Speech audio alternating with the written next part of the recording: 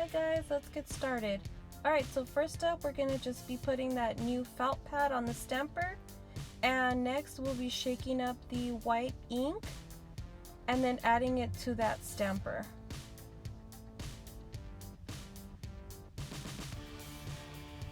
A little goes a long way, so you'll be able to get a lot of coverage. You'll just have to be careful because this stuff dries really fast. Also, I'm sitting in a car right now recording this, so if you hear cars or people or anything like that, that's why. So here I'm just showing you how to do one of them, and then I'm gonna do the other two off camera. Super easy. We're just dabbing, dabbing, dabbing, adding more ink and then dabbing.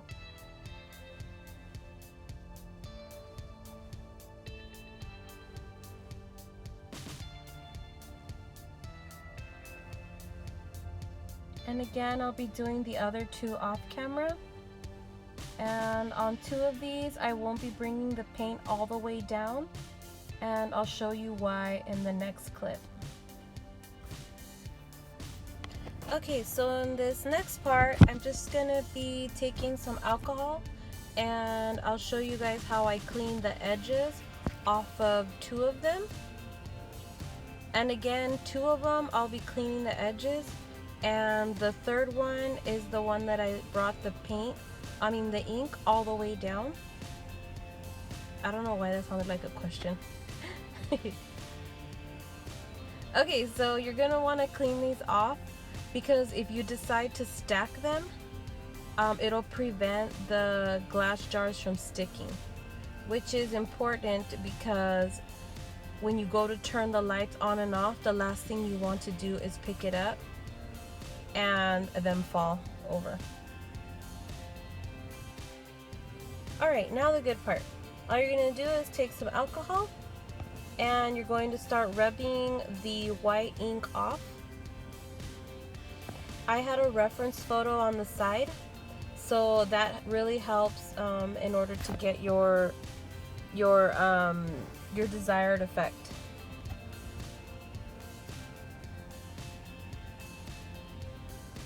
I'm going to be doing 3 different ones for these 3 different jars.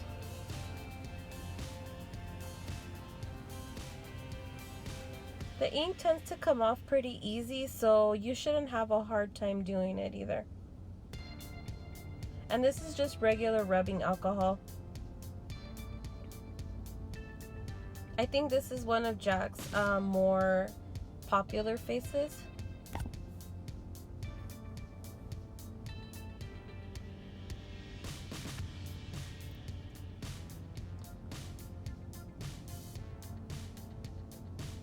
You just retouch and go as you go along. If you mess up, you can also go back and add more white ink.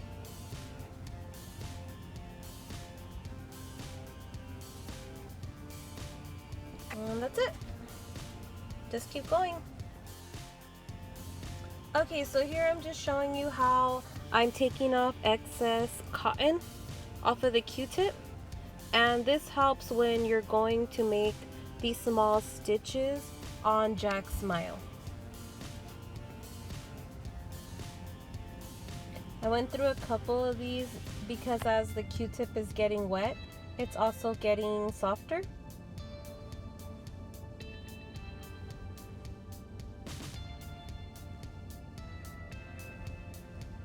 I think this was one of the easier faces that I did too.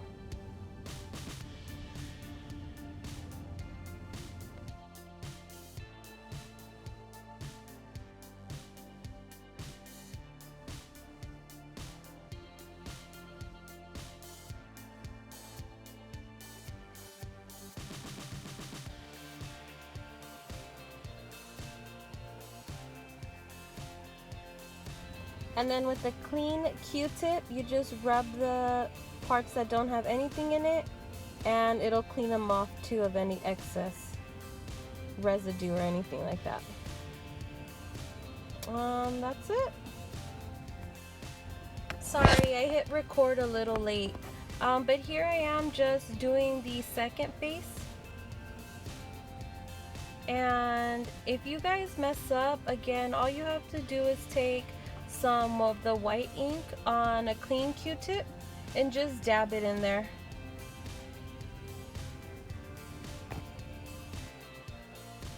Also, I found these makeup Q-tips that have a pointy edge, and they actually work really good to do stitching.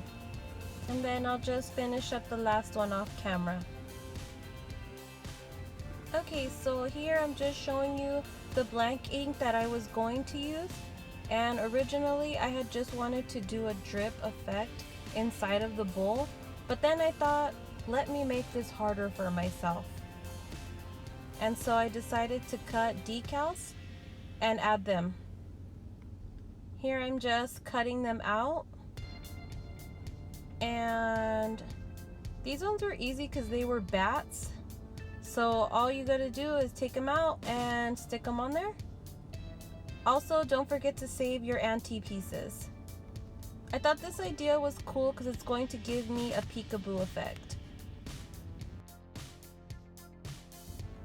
Also, sorry if I'm awkward with the voiceover. It's just, I've never done it before, so it's really awkward for me.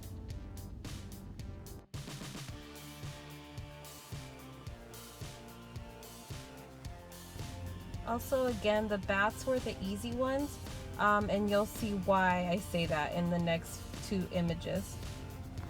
The following text is about the copyright for these images.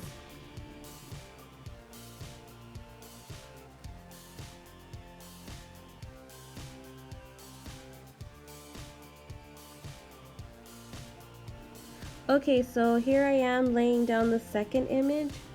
And I tried using the transfer sheet with this one, and it kind of made it easier, but at the same time it was still awkward. And that's just because the glass on the inside is curved, so it makes laying anything down difficult. But because it is vinyl, you're going to be able to kind of stretch out that material, so it won't lay perfectly flat, but it'll be flat enough. Also, here I'm showing you an excess piece, and I just take the scissors, snip it, and lay it down on top of each other.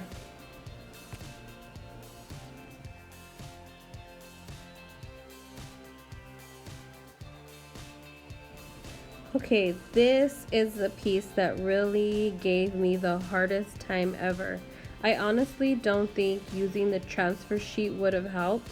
It's just the awkward way that the glass is shaped and the way that the picture wasn't meant to be laid anything in any way other than just being flat. But again, since it's vinyl, I was able to like stretch it out and lay it kind of on top of each other so that it could ultimately lay as flat as it could be.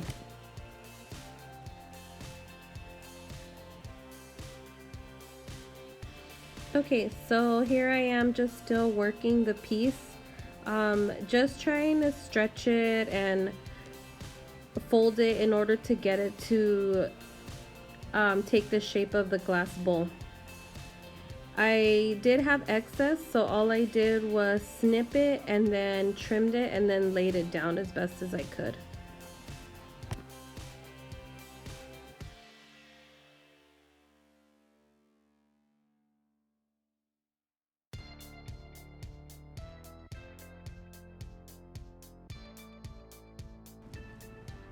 Alright, here I was almost finished, and I was really getting frustrated, but that payoff at the end is so worth it. These came out really good, and I can't wait to show you guys what they look like turned on. Ta-da! All done! Here's the stacked version, and I really love the peekaboo accents.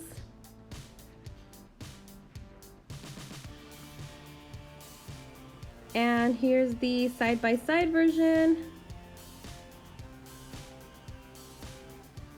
From far away, you can't really see the inside, but once you get up close in there, you can tell, like, it's really nice.